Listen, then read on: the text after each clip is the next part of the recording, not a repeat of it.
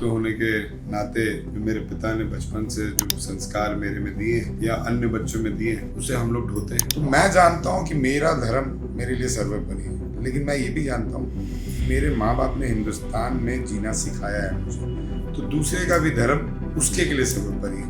यानी कहीं ऐसा तो नहीं कि आगे की सोच को लेकर कि राजनीति से अलग हटेंगे तो धर्म गुरु बन जाएंगे? आने वाली पीढ़ी जो है वो नहीं समझ पाएगी कि हमें किस आस्था और किस रूप में अपने अंतरात्मा को शांति के लिए या अपने परिवार के संस्कारों को जीवित रखने के लिए किस स्वरूप में ढलना।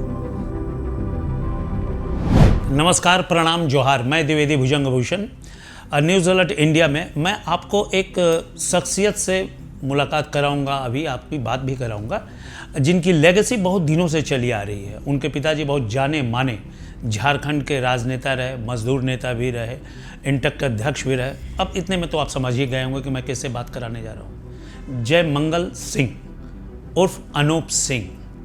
ये बहुत दबंग भी हैं, प्रतिभावान भी हैं और जनप्रतिनिधि भी अपने क्षेत्र के लिए बहुत करते हैं। तो इनसे हम कुछ बात करेंगे, कुछ अंदर की, कुछ बाहर की, कुछ राजनीति की। पहले बात तो आप बहुत चंदन वंदन टीका लगा के आए हैं अनूप जी, ये बताइए कि ये रूप क्या है, स्वरूप क्या पकड़े हुए हैं? नमस्कार भुजंग भूषण जी, सबसे पहले तो आपका मैं तहे दिल से धन्यवाद करता हूँ कि आप लोग की टीम यहाँ पर आई है इंटरव्यू के लिए। ये स्वरूप कुछ नहीं, सावन का महीना है। हिंदुत्व होने के नाते जो मेरे पिता ने बचपन से जो संस्कार मेरे में दिए या अन्य बच्चों में दिए उसे हम लोग ढोते हैं और अंदर से शांति मिलती है। क्योंकि ढोते हो का मतलब मैं समझ गया आप क्या पूछने हैं। ढोते हो निभा रहे नहीं, मैं उस पर आऊँगा। अगर हम लोग ढोएंगे नहीं उसको तो हमारे जो बच्चे हैं, आने वाली पीढ़ी जो है वो नहीं समझ पाएगी कि हमें किस आस्था और किस रूप में अपने अंतरात्मा को शांति के लिए या अपने परिवार के संस्कारों को जीवित रखने के लिए किस स्वरूप में ढलना। तो इसलिए मैंने बोला ढोते हैं। ढोएंगे नहीं तो हमारे बच्चे उसकी ज़रूरत नहीं समझेंगे। हम निभाने के लिए होंगे तो निभाने वाले को ज़रूरत नहीं बोला जाता है, जिसे आप ढोते हैं उसे आप ज़रूरत बोलते हैं। चलिए, अब हम भाषा पे नहीं जाते हैं, ढोया तो बोझ भी जाता है। लेकिन सबसे अहम बात यह है कि कितने लोग जो हैं, राजनेताओं के प्रति लोगों का एक अलग परसेप्शन रहता है कि ये राजनेता है, भ्रष्ट होगा, फ्रॉड होगा, इसके अंदर क्रूरता होगी। लेकिन आपके अंदर ये चीज़ देखने को मिला, ये आपको नहीं लगता कि और राजनेताओं से आपको थोड़ा अलग करता है?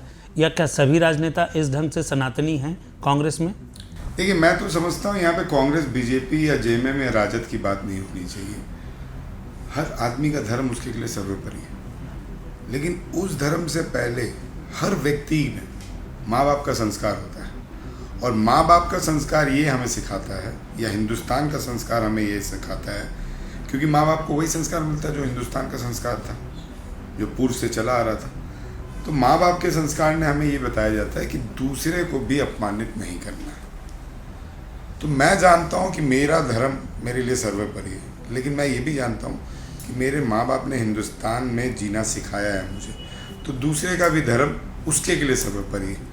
मैं अपने धर्म के प्रति आस्था रखता हूँ, क्योंकि मुझे यकीन है कि आज जो कुछ भी मिला है इसे पालन करने ही से मिला है। आज मुझे यकीन है कि मेरे बच्चों को भी जो कुछ मिलेगा वो मेरे धर्म के प्रति आस्था रखने ही से मिलेगा। और मुझे ये भी यकीन है कि मेरा कर्म दूसरे के धर्म को अपमानित नहीं करके भी वो भी मेरे जीवन में बहुत अच्छा फल देगा। अच्छी बात है। लेकिन कहीं ऐसा तो नहीं कि आगे की सोच को लेकर कि राजनीति से अलग हटेंगे तो धर्म गुरु बन जाएंगे? नहीं, ऐसा कुछ नहीं। राजनीति से हटकर भी बहुत कुछ काम है, और राजनीति से हटना ही क्यों है। हमारे तो पैदाइश में, हमारे परवरिश में राजनीति ही लिखी हुई है, और जो पिता ने सेवा भाव दिया है वो सेवा भाव आज भी कर रहे हैं। चाहे, और ये पहली बार नहीं कर रहे हैं, ये विधायक बनने से पहले भी हम करते रहते थे। मेरा तो इतिहास है, अगर आप साल में बात करें तो बैजनाथ मंदिर चले जाइए, वहाँ पर पूछिए कि कौन ऐसा विधायक है आज के डेट में जो हर शिवरात्रि में बाबा के मंदिर में बैठता होगा, तो बोलेगा सब पंडित जी। वो तो मैं पहले से भी आपको जानता हूँ। सब पंडित जी बोल देंगे कि अनूप सिंह बैठते हैं। तो आज मेरे को 22 साल हो गया, मैं शिवरात्रि में चारों पहर का शादी में देखता हूँ, फिर निकलता हूँ। साल में एक बार जिस दिन मेरा जन्मदिन होता है, अगर आप मेरे सोशल मीडिया हैंडलर्स को देखेंगे तो मेरे को लगता है 20-22 साल से मैं अपना जन्मदिन मनाए नहीं हूँ। मैं माँ मुंडेश्वरी के दरबार में रहता हूँ। उसी तरह हर नवरात्रि में, चैती नवरात्रि में अगर आप मुझे देखेंगे तो आप मेरे को पहले माँ मुंडेश्वरी में देखेंगे, फिर विंध्याचल में देखेंगे, फिर आप मेरे को माँ शारदा देवी, मैहर देवी के यहाँ देखेंगे। तो ये परंपरा मेरे पिता ने बना कर रखा है, जिसको मैं आगे ये आपके मतलब डीएनए में आप कह सकते हैं कि